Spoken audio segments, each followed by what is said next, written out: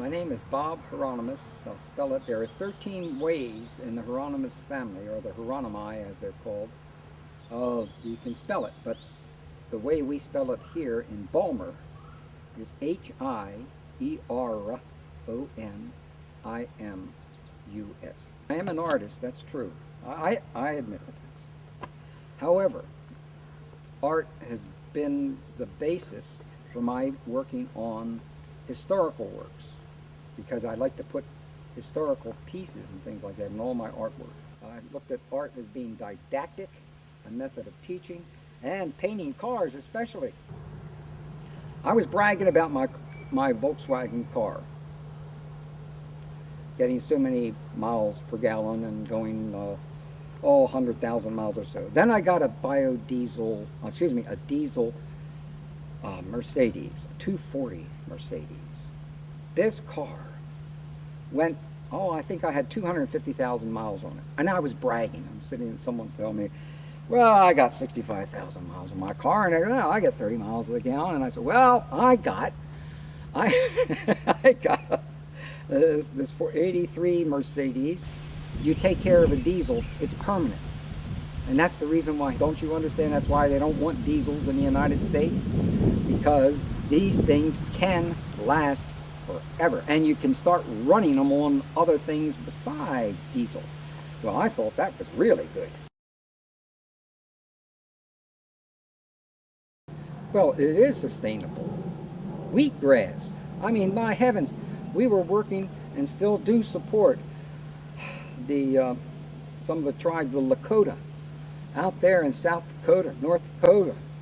I work with a lot of Native American groups, whether it's the League of the Iroquois or the Mohawks or the Cherokee, because their whole understanding of what nature really is and why we need to look out for the seventh generation, which we don't in the Western world today. We don't look out for the next half generation. We're looking out for us, and that's what obviously the kind of a serious problem we have now. That is not going to go away because we're still that selfish. We should have evolved beyond this, but when you had certain presidents, when certain corporate powers, they aren't going to allow that, especially in the media. We are a country that's entertained, and that's what it is about. That's what the media is about, and that's why especially certain individuals, especially in Fox, my God, that's what they do. They entertain, whether it has very little to do with truth or facts, because they don't necessarily focus on that. They're focused on getting large audiences and holding them. And if it means you got to have a lot of naked women running out there, you're going to do that. But being an artist, what the hell?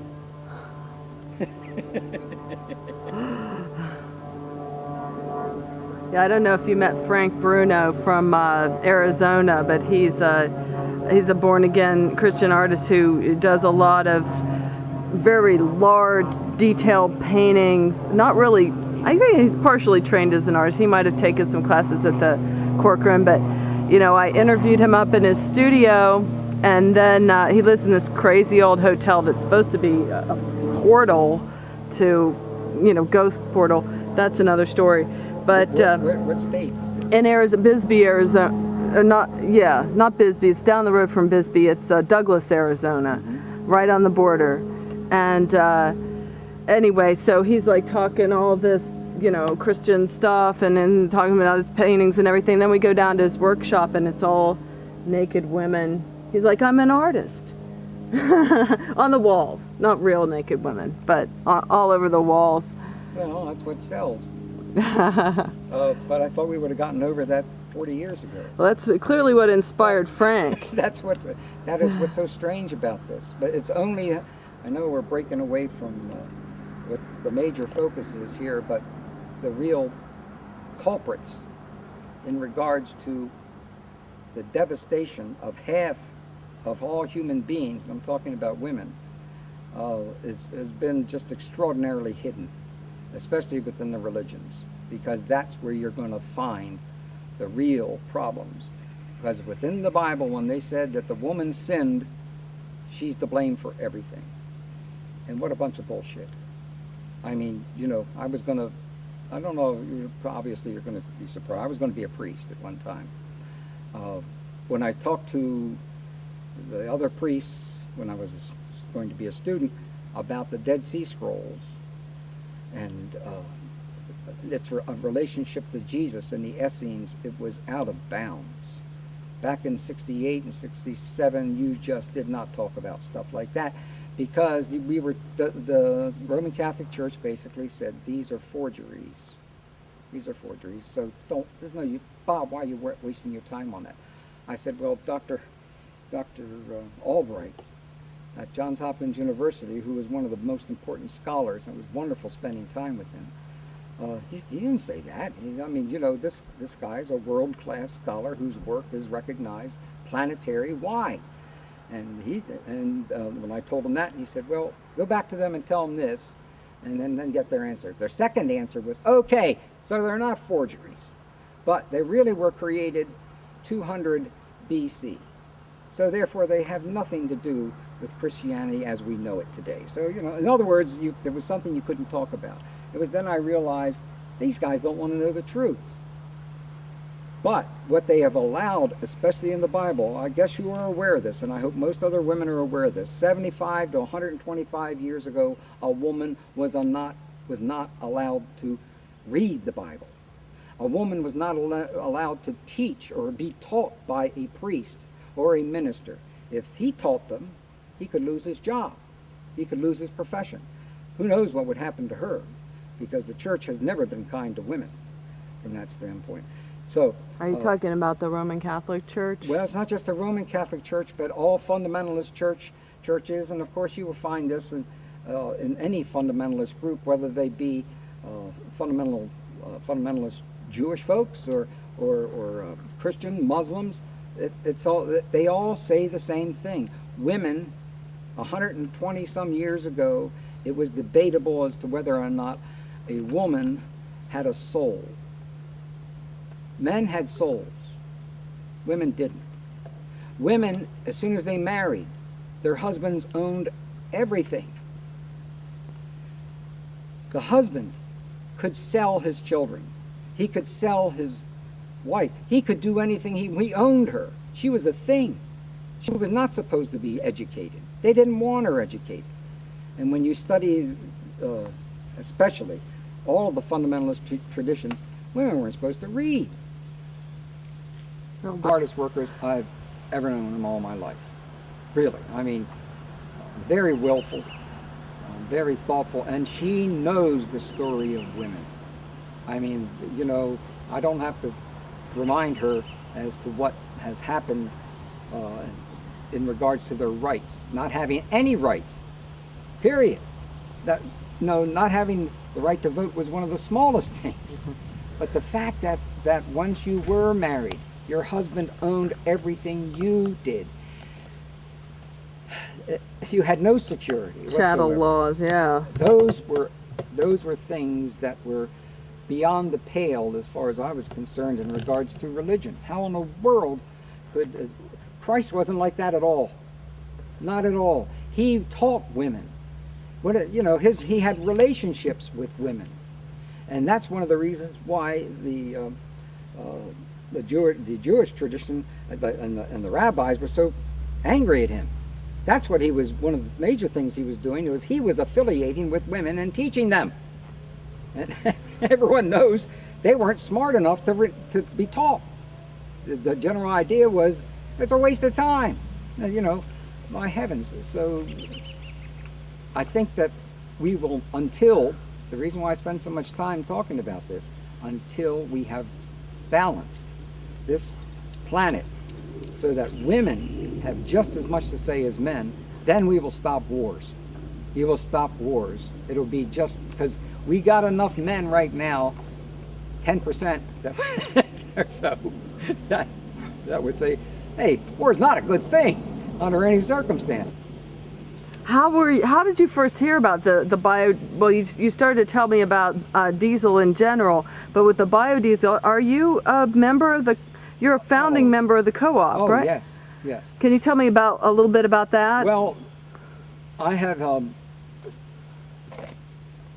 me get some water. My throat and mouth are like plaster. Okay. You know, you ever talk to the point? Sneeze. I mean, that's one of the problems with these, some of these old organizations up there. But the fact is that they can remember the 30s and the 40s really well. I love talking to old people from that standpoint. Me too. Me Now too. we were going to talk about biodiesel Yes. and how I really decided that this was something worth sticking my neck out for, because yes, the cost of it can be really difficult at times. It got as high as $470, $480 a while back. But what I wanted to do when I found out that here I could have a car that could last my lifetime. Yes, I have another car. It's a Rolls Royce. That also would last me a lifetime. And the reason why I got a car like that is because my dad told me when I was 5 years old, sitting on the steps, and this ugly looking black Rolls comes down the street, and I said, "Good God, look at that!" He said, that's the best car in the world. And I said, "What? That's the best car in the world?" He said, "It's a forever car. You only have to buy one car." That appealed to me. I like that idea. One car, fine. He didn't tell me about a lot of the other problems about something like that. But, you know, when you get into trying to I don't go to many places anymore. I don't have time to go out because I'm writing 4 books. But in regards to the diesel, knowing that this car could last me forever if I took care of it, then I found out that they could run on alternative fuels, because I did my research a long time ago. Ford was building a car all out of hemp. The whole car was made of hemp. It ran on hemp, right? That was the solution, right there. We had the solution in the 30s and the 40s. Who opposed it? Well, the oil companies. Hey, this is, you know, and it wasn't just them. It was all of corporate America. You can't do this. And that's when all of a sudden, you may have remembered that in World War II, they had to grow hemp. So they made a film back in about 1943 that the State Department and everybody else said we didn't make. Well, we got it now. We know what the film is, and they're still trying to tell us that they didn't make it, but they did. And it was all about the importance of hemp and why we needed it during the war. So please, farmers, grow as much hemp as you possibly can. Well, when I realized that you could actually have a car that was permanent, then you could have fuel that you could grow, that was the solution to me. But that was somewhere around 8-10 years ago. Then I heard of a guy by the name of Willie Nelson. That was the major thing for me, because I liked Willie Nelson a lot. I liked his work a lot. I know that he's the most generous person you'd ever want to meet. I only spent a little bit of time with him. He signed a lot of things for, and I got that propaganda in there that I'll give you later on. He signed a lot of things for all of our politicians in the state of Maryland, because I knew that they were fans of him. Barbara Mikulski and Governor O'Malley and you name anyone that was important in our city and state government. And he signed them all. It took him a long time to do all of this. But when we got involved in talking about, then he would tell me about his problems with biodiesel, because I touched on this before, it's the winter. When the winter comes, you got problems. And until they straighten that out, it's not going to be a perfect fit, right? But in warmer weather, it works, you know. So that was the goal, in finding out that then I wanted, obviously, where do we get this stuff? And then I found out about the Baltimore Biodiesel Co-op. It took me about a year or so to get my act together after I got the right Mercedes down there. But after that, I ran into the problems that I think all of us do in the wintertime.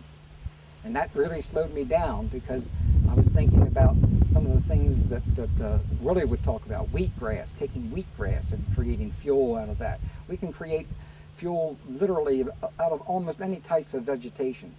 And if we can do that, get a permanent car with a fuel that's not going to pollute, that, as far as I was concerned, was a good solution. I didn't realize, though, at the same time, because I was still naive, that it would be opposed. you may have heard stories about individuals that would go to various fast food places and get bacon grease and any kind of vegetable oil or whatever. And they were totally self-sufficient.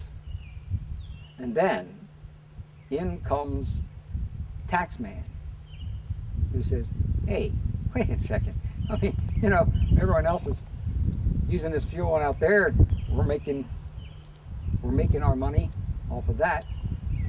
They're losing money off of free stuff.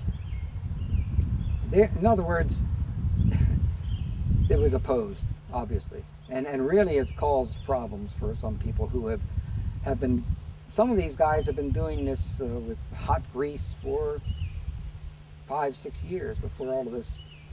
But as soon as it got into the media, immediately the media misreported on it. Oh, it's a tax issue, right? Yes. It's that they want their cut. Yeah. Basically. Right. Can you expand on that a little bit? Well, I can't really, mainly because I'm so biased against it that anything I would say is not going to, you know, we solve a problem. The government doesn't really want us to solve the problem because they tax it out of existence. How can you then believe what they're telling you of just about in any different area dealing with oil issues? You know, well, we've had a number of presidents that were big oil, and we understood what that kind of meant and still have problems with that. And I think it may be on its way out, but it's going to drag itself out for another 30 or so years. And the real problem is that the planet's not going to be able to support us. So it seems to me that unless we move in this direction faster, and I don't see how we can do that right now with the opposition that we have, we're going to see exactly what I thought that I saw back in 66 and 67. That is major change in our culture. People dying because they just can't afford to live the way we were brought up in the 60s, 70s, 80s, and 90s. And, you know, you hear the stories, a lot of stories now about individuals who, well, like a culinary art not art institute, but the food institute. It's not culinary school Down on Central Avenue. Yes. Baltimore. I'm trying to think. Baltimore International. They quoted $28,000 a year tuition. Look, this is about cooking, and someone's going to have to go to school to become a teacher for $28,000 a year for several years. This is truly absurd.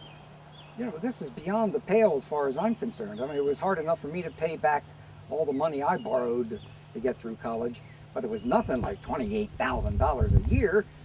You know, we were grimacing at that when Yale went up to $20,000. Then it was $30,000. Then it was $40,000, and now above that.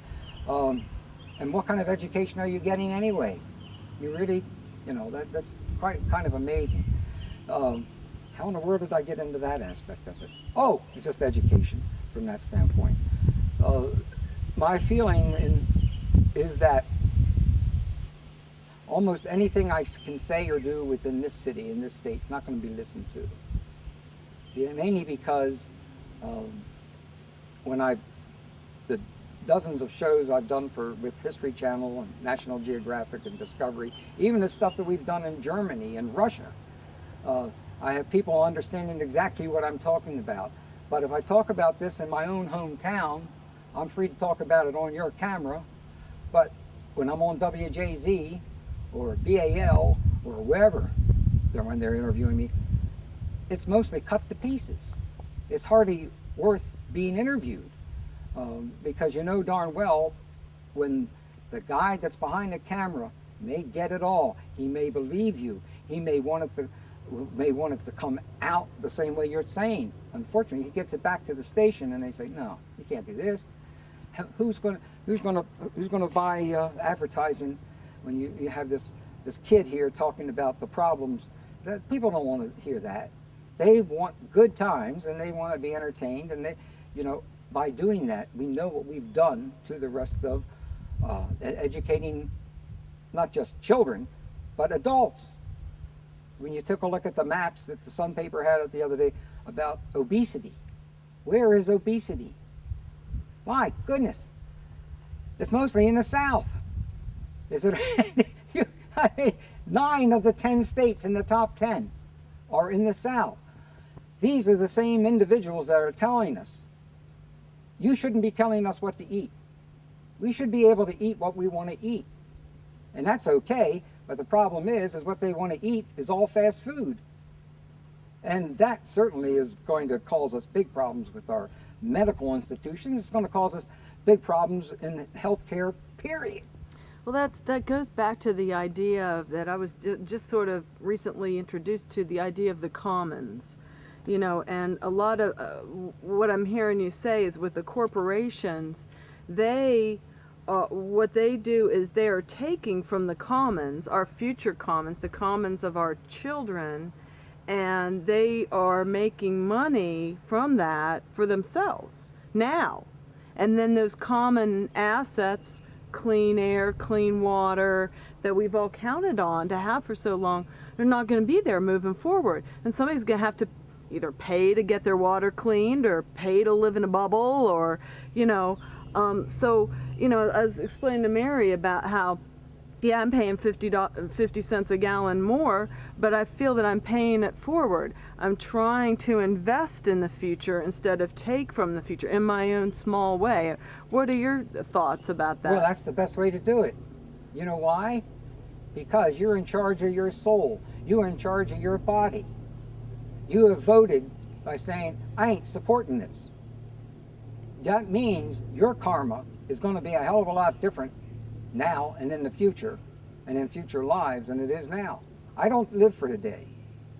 It's impossible to live for today. Once you find out the system of why are we here on the physical planet, we're here to learn certain lessons, and they're very fundamental lessons. They're really basic. There is do unto others. It's the golden rule. It's the key to everything. You treat everybody the way you would want to be treated. Sounds corny, and it sounds childish, but it's the truth. That's what religions were really all about. They weren't about creating priesthoods, which are going to cost you through the nose, no matter what. You have God within you. You have an immortal soul. That makes you free. But our government's not going to pay attention to that. We understand that corporate structures are not going to do great movies on the fact that you're going to be coming back this next time so that you can correct the errors that you made this time. They don't want to hear that, mainly because if they really thought that was true, they know where they're headed personally. We make our own personal statements and you live by them. No matter, it doesn't make any difference if people are laughing at you or putting you down or whatever, but like those individuals who founded this country that realized we had one hell of a long shot of getting it done, even though they didn't listen to the people that were teaching them, which were the League of the Iroquois, and because the Iroquois had a republic in this country, on this continent, 1142 AD. 1142 AD. They have a representative form of government. And when our founding fathers, Jefferson, Washington, Franklin, Adams, Monroe, all of those individuals, when they saw that, they knew they could definitely create a republic, because the Indians taught them how. But the Indians told them two things that they wouldn't do. And it was the biggest mistake our founding father ever made. Number one, women were equals, more than equals. Women within the Native American cultures, from Cherokee, Lakota to League of the Iroquois and the Cree, etc. Women were the individuals that voted in the tribe's leaders. It was the women that owned all the property, but they didn't own property. They cared for the property. A woman was never, in regards to especially these Native Americans, was never treated the way women were treated in the biblical days, and or within our Christian tradition, all the way, women were considered to be sacred. Do you know that women were never raped in the Native American cultures until white man came? It was so much again. What would happen to you if you did was you would be thrown out of their society. You would never be able to come back. It wasn't like, hey, you're out of here for a couple of years. No, no. You were cut off from perhaps one of the most, their family relationships were just terrific. The children and it was because of the mothers. And those individuals were so much in control. So that we were taught that women were not only equals, they of course should vote, and their leadership was important, but they were also told no slaves. What are you doing with slaves? This is insane. We couldn't change those things. Our founding fathers just couldn't do it because they wouldn't have been able to found the country. They really wouldn't have. They would have been voted out right away. And if Jefferson, it wouldn't make any difference if Jefferson and everyone else wanted to dump their slaves. It wouldn't have made any difference. The rest of the government would not have allowed it. We still got it. Yeah. And of course, women are still involved in being